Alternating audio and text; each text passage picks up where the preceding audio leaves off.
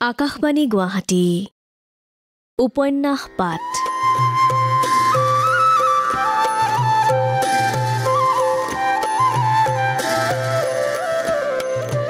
এই অনুষ্ঠানত প্ৰচাৰ হৈ আছে মহাপুৰুষ শ্ৰীমন্ত শংকৰদেৱৰ জীৱনৰ ভেটিত সৈয়দ আব্দুল মালিকে ৰচনা কৰা উপন্যাস ধন্য নৰতনু ভালৰ ধাৰাবাহিক পাঠ।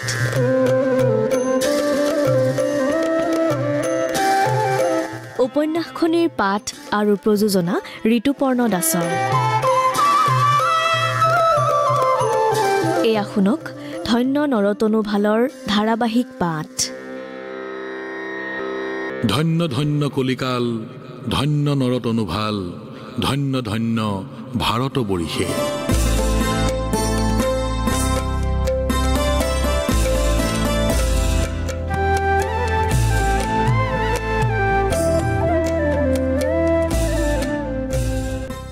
সাদিনীয়া পালনামৰ সামৰণি পৰিল। ঘাটত নাৱত বস্তু বেহানি পেৰাপেটাৰি তোলা হৈছে। চাউল পাত, টৌ, লোটা, কাঁহী, বাতি সকলো সামৰি সুতৰি লোৱা হৈছে।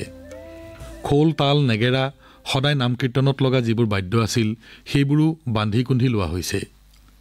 যিখন ঠাইত পা পৰিয়াল লগোৱা লিকচৌ লৈ ভকতসকলক লৈ প্ৰায় 20 বছৰ কাল কটালে, তাৰ গছ বন ফুল পাত সকলোৰে লগত যিটো আত্মীয়তা গঢ়ি উঠিছিল, এতিয়া সেই সকলোৰে লগত মৰমৰ সম্পৰ্ক ছেদ কৰি চিৰদিনৰ কাৰণে আঁতৰি যাবলৈ ওলাইছে সকলো।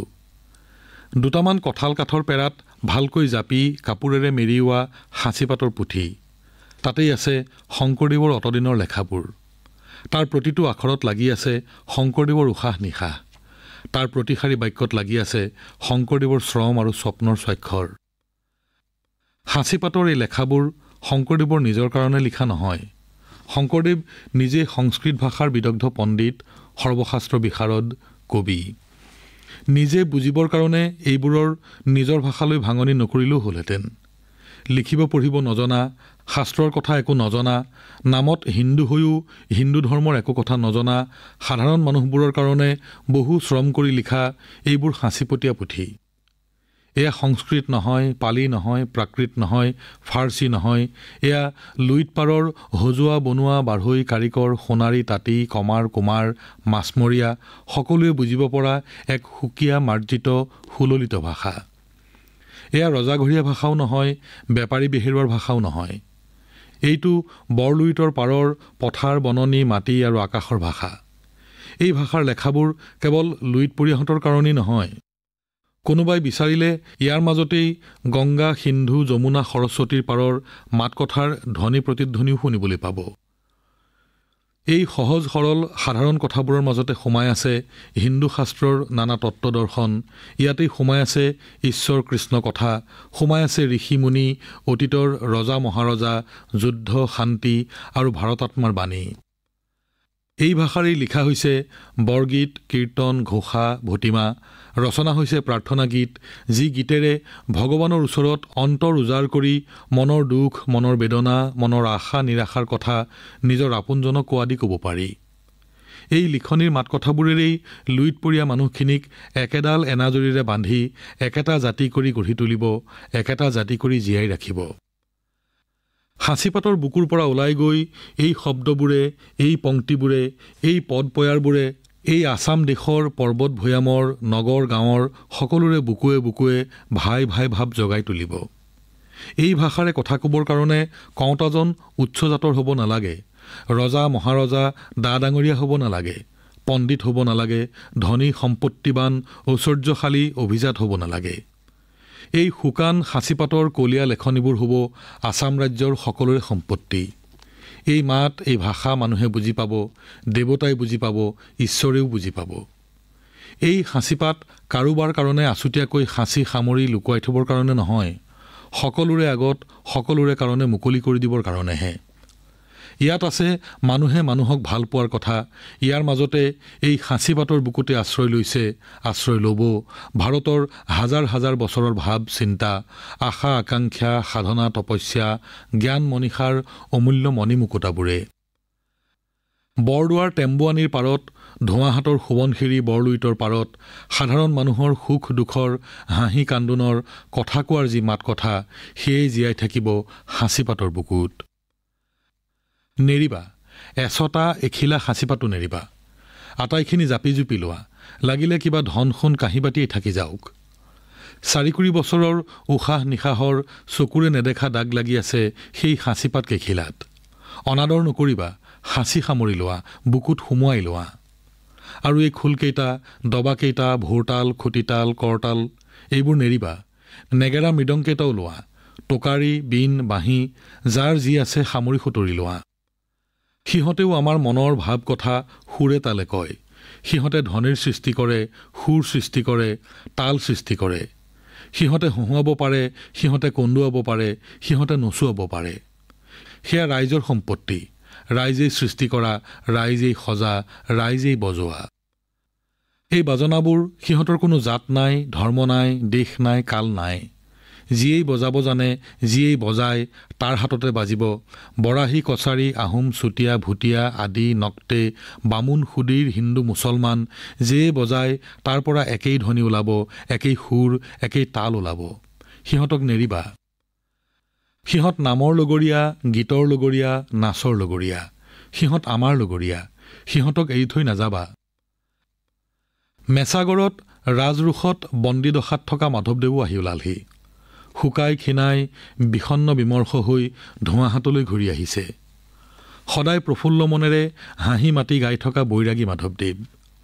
তেওঁৰ লগত জোঁৱাই হৰিক নেদেখি সকলো অধীৰ, উদ্বিগ্ন।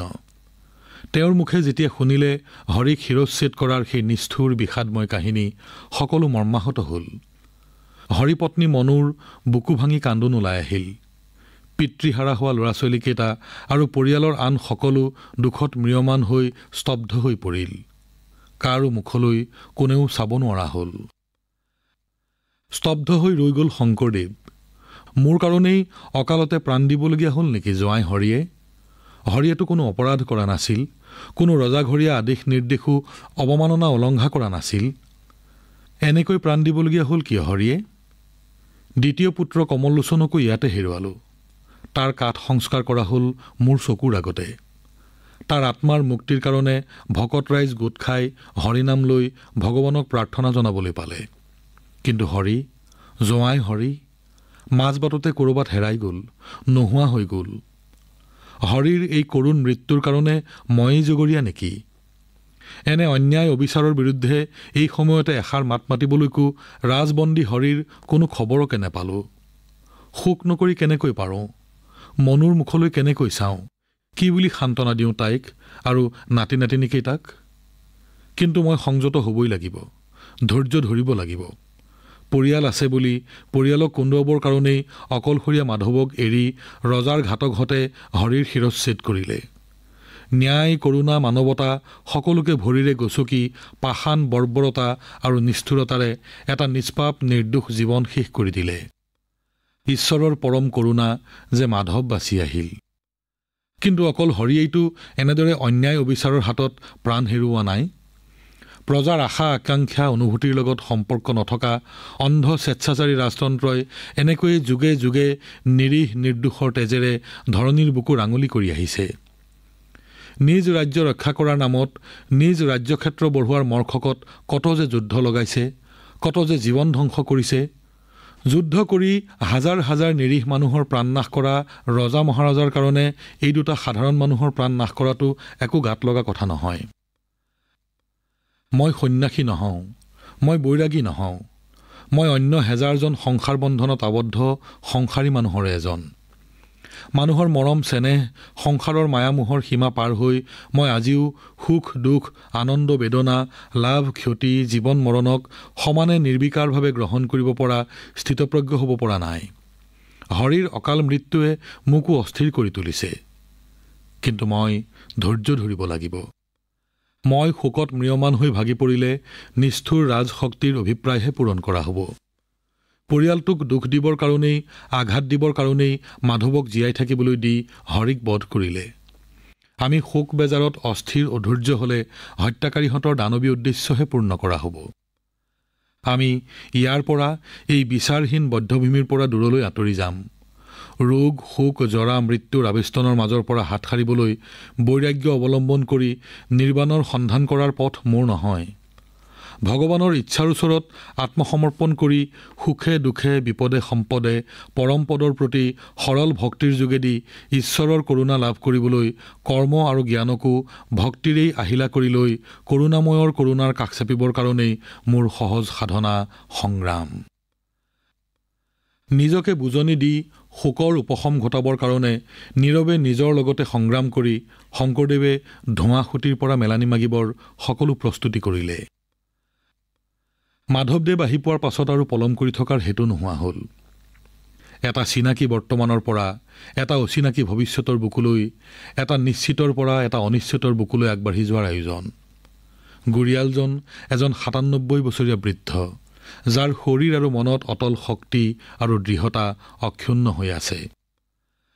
এতিয়াও মোৰ বহুদূৰ যাব লগা আছে, এতিয়াও মোৰ বহুত কাম কৰিবলগীয়া আছে। জীৱনৰ পৰা বিদায় লোৱাৰ আগতে মই পূৰণ কৰি যাব লাগিব ভগৱানে মোক যি উদ্দেশ্যে এই পৃথিৱীলৈ, এই ভাৰতবৰ্ষলৈ, এই কলিযুগত নৰতনু দি ধন্য কৰি পঠিয়াইছিল সেই মহান উদ্দেশ্য। মৃত্যু ডাঙৰ কথা নহয়, মৃত্যু শেষ কথাও নহয়। মৃত্যুৰ মুখামুখি হোৱাৰ যোগ্যতা অৰ্জন কৰিবলৈ এতিয়াও মোৰ বাকী আছে। নহ'লে হৰিৰ অকাল মৃত্যুৱে মোক ইমান হতাশ কৰি পেলাইছে কিয়? দেহাৰ অৱশিষ্ট শক্তি আৰু মনৰ শক্তি একেঠাই কৰি মই আগবাঢ়ি যাম। মোৰ অনুগত ভকতসকলক লগত লৈ, হৰিনাম বুকুত লৈ, চকুত স্বপ্ন লৈ, মাটি আৰু আকাশৰ উদাৰ আশীৰ্বাদ লৈ, কৃষ্ণৰ ৰূপ আৰু গৌৰৱ মনত ৰাখি। হে কৃষ্ণ। ঘাটত নাৱৰ শাৰী, কিন্তু বস্তুৱে বাহানিয়ে গুৰুৱে ভকতে সকলোকে নাৱত নধৰে। আৰু নাও থিতাতে পাবলৈকো নাই। ভোৰ সাজি তাতো মানুহ উঠিল। শংকৰদেৱ আৰু মাধৱদেৱ ধোঁৱাহাটৰ সেই বহাৰ পৰা বাহিৰ ওলাই আহিল। এটা বিষণ্ণ গধুৰ পুৱা, আকাশখনত এক বিষণ্ণতাৰ আৱৰণ। বতাহজাক গধুৰ। গোহালিত দুজনীমান ক্ষীৰতী গাই বন্ধা আছিল। সিহঁতে গোট খোৱা মানুহবোৰৰ ফালে অবুজ নিৰ্বাক চাৱনিৰে চাই আছে। সিহঁতৰ চকুৰ পৰা লোটক বাগৰি আহিছে। সকলোৰে চকু বাজপাকুল। ঘৰৰ আগৰ ফুলনিখনো যেন অকাৰণতে জয় পৰিছে। শংকৰদেৱৰ গাত সুধ বগা পাতৰ মিৰ্জাই চোলা, মূৰত পাতৰ পাগুৰি, ডিঙিত তুলসীৰ মালা, মুখখন শান্ত। তেওঁ সমবেত সকলোৰে ফালে এবাৰ চালে। শংখ বাজি উঠিল, খোল তাল দবা বৰকাহ বাজি উঠিল। মুহূৰ্তৰ কাৰণে ঠাইখনৰ বিষণ্ণতা যেন বহুত কমি গ'ল। এয়া যেন ধোঁৱাহাটৰ ৰাইজে তেওঁলোকৰ প্ৰিয় গুৰুজনাক চিৰদিনৰ কাৰণে বিদায় দিবলৈ কৰা আয়োজন নহয়, এয়া যেন নিতৌ হোৱা নাম কীৰ্তনহে। মতা তিৰোতা ল'ৰা ছোৱালীবোৰেৰে ঠাইখন ঠাহ খাই পৰিছে। শংকৰদেৱক আৰু ওচৰৰ পৰা এবাৰ চাই এটা সেৱা জনাবৰ কাৰণে তাত থকা সকলোৱে ঠেলা হেঁচা লগাইছে। খোল তালৰ মাত সাম কাটিলে। নৈৰ গৰাৰ অলপমান ওখ ঠাই এডোখৰত থিয় হৈ ৰাইজৰ ফালে চাই গলগলীয়া থোকাথুকি মাতেৰে শংকৰদেৱে ক'লে, হৰি ভকতসকল, তোমালোকক এৰি থৈ যাবলৈ মোৰ বেয়া লাগিছে। বহুত দিন থাকিলোঁ তোমালোকৰ মাজত, তোমালোকৰ মৰম চেনেহৰ মাজত, তোমালোকৰ সহায় সহানুভূতি দিহা পৰামৰ্শৰ মাজত। আজি তোমালোকক এৰি দূৰলৈ আঁতৰি যাবলৈ ওলাইছোঁ। সেয়া ভগৱানৰ ইচ্ছা। আকৌ তোমালোকৰ মাজলৈ কেতিয়াবা আহিব পাৰিম নে নোৱাৰিম একো নেজানো। আয়ুস কিমান দিন আছে সেই কথাও নেজানো। মানুহবোৰে উচু পিছিল। দুজনীমান তিৰোতাই হুক হুককৈ কান্দি পেলাইছিল। ল'ৰা ছোৱালীবোৰে একেথৰে চাই আছিল। শংকৰদেৱে আকৌ ক'লে, ইয়াত তোমালোকৰ মাজত ১৮ বছৰ কাল কটালোঁ। বহুত মৰম চেনেহ পালোঁ তোমালোকৰ। তাৰ সলনি তোমালোকক কি দিলোঁ, কি দিব পাৰিলোঁ মই ক'ব নোৱাৰোঁ। মই যি শিকিছিলোঁ, মই যি জানিছিলোঁ, মই যি বুজিছিলোঁ, মই যি পাৰিছিলোঁ, সেই সকলোখিনি তোমালোকক দিলোঁ। একো নিদিয়াকৈ ৰখা নাই। গীত ৰচিলোঁ, তোমালোকক শিকালোঁ, ময়ো গালোঁ, তোমালোকেও গালা। কীৰ্তন ঘোষা, বৰগীত, ভতিমাত, খোল তাল সকলো তোমালোকক দি থৈ গ'লোঁ। সেইবোৰ তোমালোকে হয়তো কেতিয়াবা পাহৰি যাবা, কেতিয়াবা কাম নহা বস্তু বুলি এৰি দিবা। পিছে আৰু এটা বস্তু তোমালোকক দিলোঁ, তেনেই সৰু বস্তু এটা। সেই বস্তুটো পাহৰি নাযাবা। সেই বস্তুটোক অনাদৰ নকৰিবা। তোমালোকক মই এষাৰ নাম শিকাই গ'লোঁ, এষাৰ হৰিনাম। সেই নামষাৰ নেপাহৰিবা।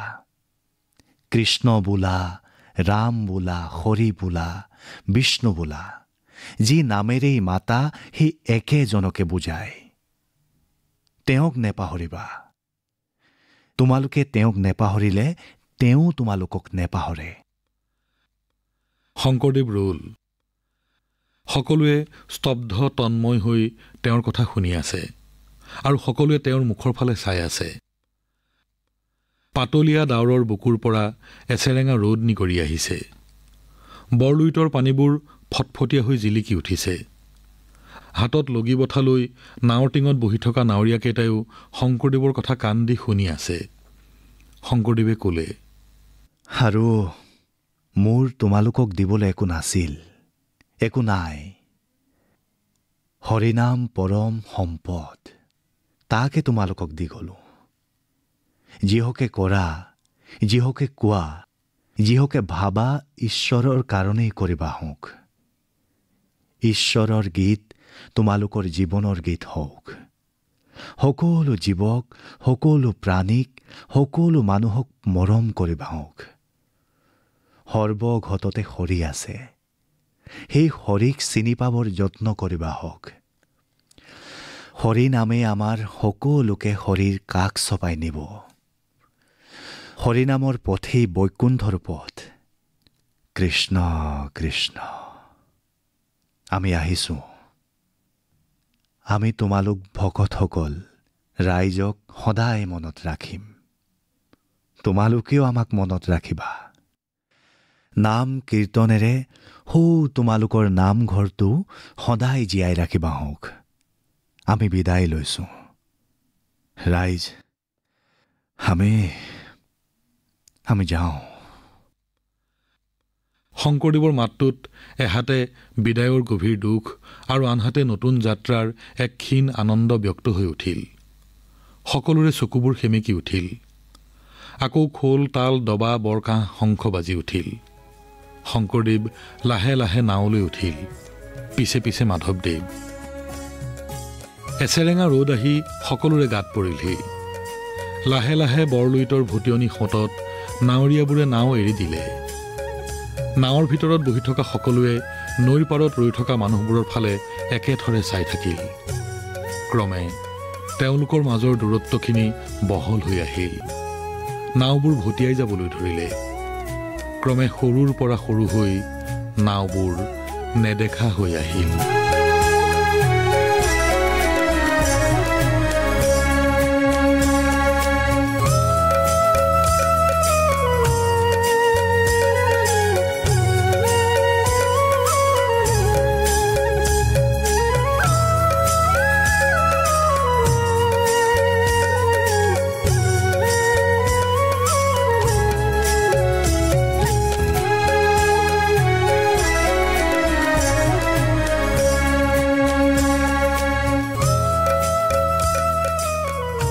ধন্য নৰ তনুভাল সৈয়দ আব্দুল মালিক ৰচিত উপন্যাসখনিৰ ধাৰাবাহিক পাঠৰ ৭৭ খণ্ডটি শুনিলে। শংকৰদেৱৰ চৰিত্ৰত অভিনয় কৰিলে পৰাগ বৰুৱাই।